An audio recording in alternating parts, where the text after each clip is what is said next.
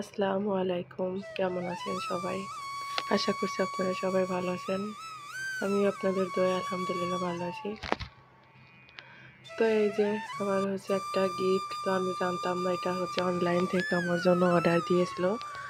তো ওর নাকি অনেক এটা ভালো লেগেছিল। তার জন্য অর্ডার দিয়েছিল। তো আসার পরে তখন আমাকে সারপ্রাইজ দিয়েছে। তো আমি আগে থেকে আসলে কিছুই জানতাম না। তো এটা ড্রেসটা কেমন হয়েছে সেটা অবশ্যই কমেন্ট করে জানাবেন। তো এই ড্রেসটা আমি আপনাদের সাথে শেয়ার করছি। তো এটা পেছন পার্ট, আর এই যে এটা সামনে, আর কোটিটা এর সাথে সেট করা। আর এখানে একটা ফিতাও আছে, আর পেছনে বেল্ট আছে। তো সব মিলাইয়ে বেশ ভালোই লেগেছে। তো আপনাদের কাছে কেমন লেগেছে সেটা অবশ্যই কমেন্ট করে জানাবেন।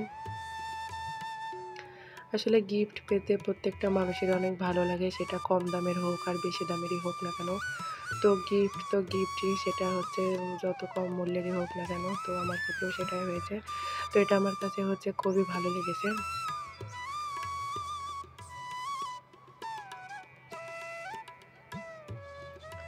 তো আমি তো পেয়ে খুবই খুশি হয়েছি। এত খুশি আসলে আপনাদেরকে বলে বোঝাতে পারছি না।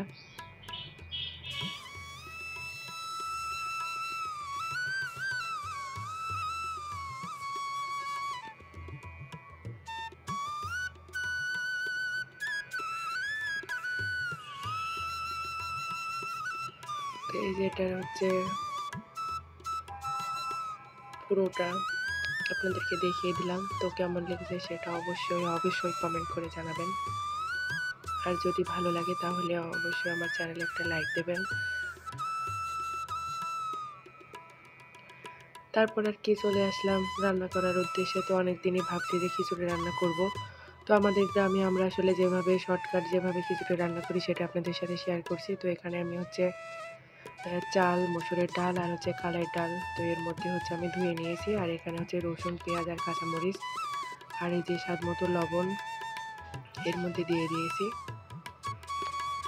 তো আমরা গ্রামে এভাবে রান্না করি। তো ভাজা করে রান্না করতে গেলে একটু ঝামেলা হয়। তো শর্টকাট এভাবে আমরা রান্না করতে বেশি পছন্দ করি।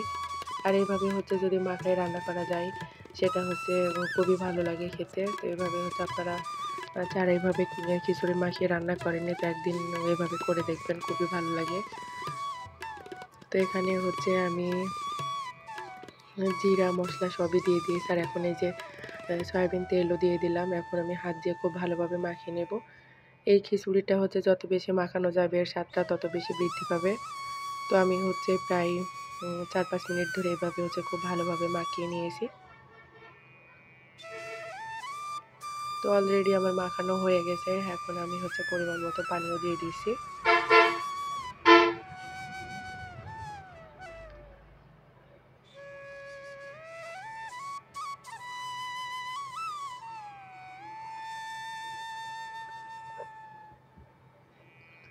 তো এই যে আমার পানিটা দেওয়া হয়ে গেছে। আর চাল ডাল পানি ঠিকঠাক রাখার জন্য আমি হাত দিয়ে এভাবে মেপে নিলাম।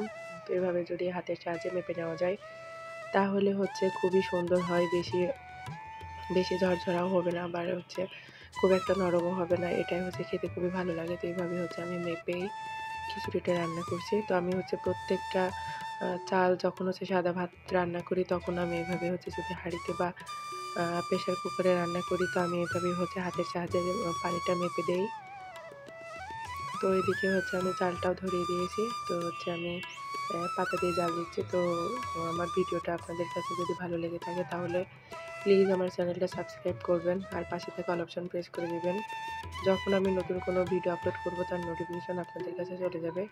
তো এভাবে যখন খিচুড়িটা ফুটছিল তখন আমি এর মধ্যে কিছু এলাচ ফলও দিয়ে দিলাম। এই যে অলরেডি আমার ভাতটা ফুটে উঠেছে। তো কিছুক্ষণের মধ্যে হয়ে যাবে। তারপর ফোনটা নিয়ে যাওয়ার কারণে আমি ভাতের পুরো ভিডিওটা আপনাদের সাথে শেয়ার করতে পারি নাই, যেহেতু ভিডিও করতে গেলে আসলে পার্সোনাল ফোনের দরকার হয়। তো যেটা আমার কাছে নাই, এই কারণে ভিডিও করতে করতেই ভিডিওর কোনো অংশ হয়তো বা বাদ পড়ে যায়, সেটা আর ভিডিও করতে পারি না। তো এখানে আমি শসাটাও কেটে নিলাম।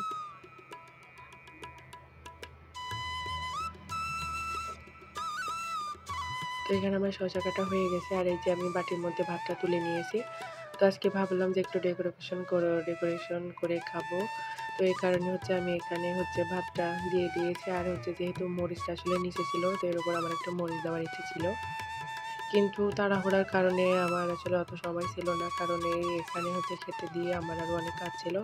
তো এই কারণে আমি হচ্ছে নিচে যেয়ে আবার মরিচটা আনতে আমার একটু মানে বিরক্ত বোধ হলো। এই কারণে আরকি আমি ওটা আনলাম না। তো এখানে হচ্ছে আমি শসা আর হচ্ছে এখানে একটা পেঁয়াজ দিয়ে দিচ্ছি। আর এই যে মিথিলা বসে আছে, মিথিলা আমাকে বলছিল যে, "মা আমাকেও হচ্ছে প্লেটে এভাবে বাটি বানিয়ে দাও।" তো এখন হচ্ছে ওর আব্বুরটা দিয়ে আমি আবার ওকে এভাবে হচ্ছে বাটি বানিয়ে দিব। ও আমাকে বলছিল যদি আমি ওকে এভাবে বাটি বানিয়ে দিই তাহলে ও খাবে। তো এখানে আমি ওকে দিয়ে ওকে বাটি বানিয়ে ওকে খাইয়ে দিব। আর হচ্ছে আমি ওকে খেয়ে নেব। তো এই যে আমি ওকে হচ্ছে দিয়ে দিয়েছি খাওয়ার জন্য। এই যে অলরেডি খাওয়া শুরু করে দিয়েছে, আর খিচুড়িটা খুবই মজা হয়েছিল।